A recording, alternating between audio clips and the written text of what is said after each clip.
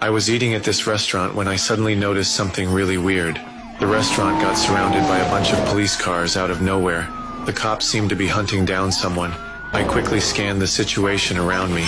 There was just an elderly couple and 2 kids playing in the restaurant. I immediately realized these cops were here for me. Without any hesitation, I put down my fork, paid my bill, then I placed both hands on the table.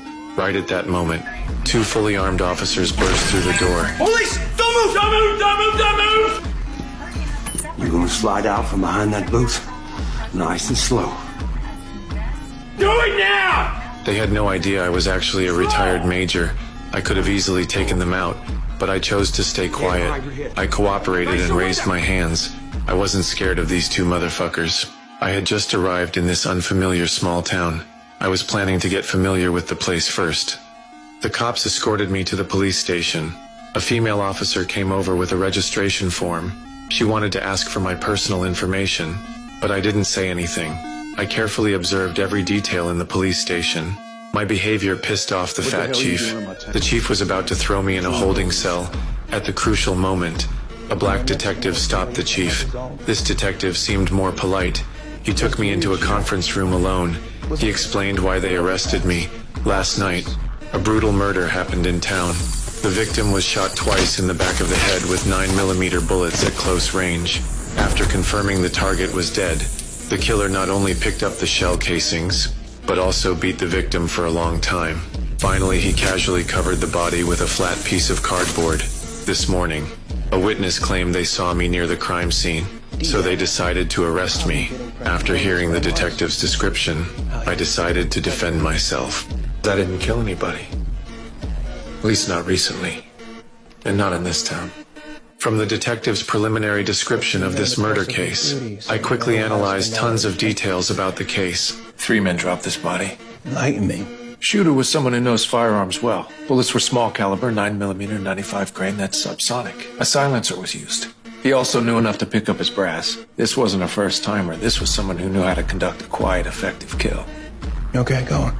You're also looking for a psycho who'd beat up a body post-mortem. Someone completely unhinged. Totally different profile from your professional shooter. Something wrong?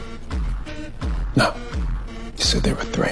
Your psycho isn't suddenly going to be rational enough to know he has to hide the body, and your meticulous shooter isn't going to do a sloppy job with roadside cardboard.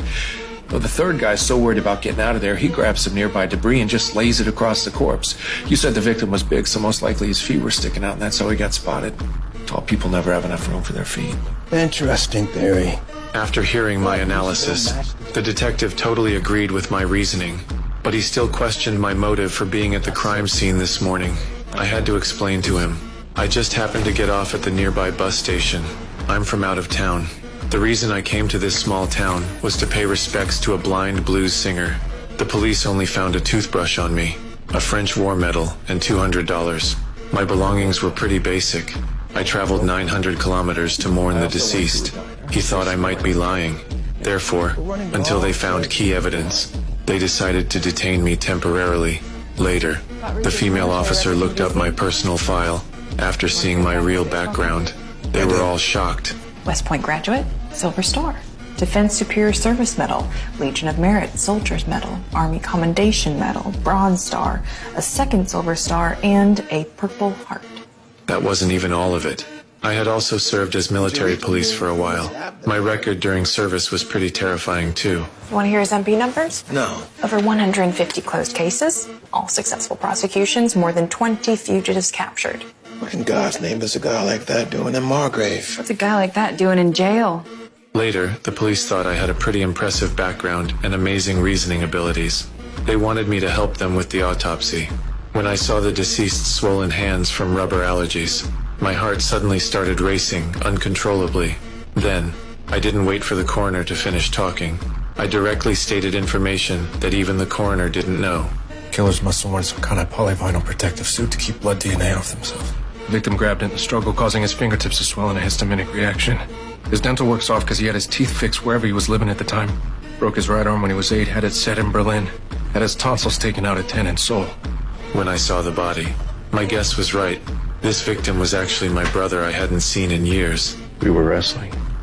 I pinned him against the stove. Didn't know my mother had just turned it off. That's how my brother got this scar. Since we were kids, my brother had always been protecting me. Later, we each started working and lost touch.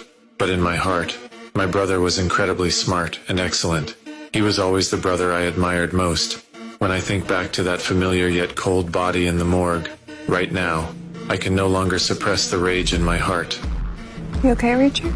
I guess I'll find everybody responsible and every last one of them.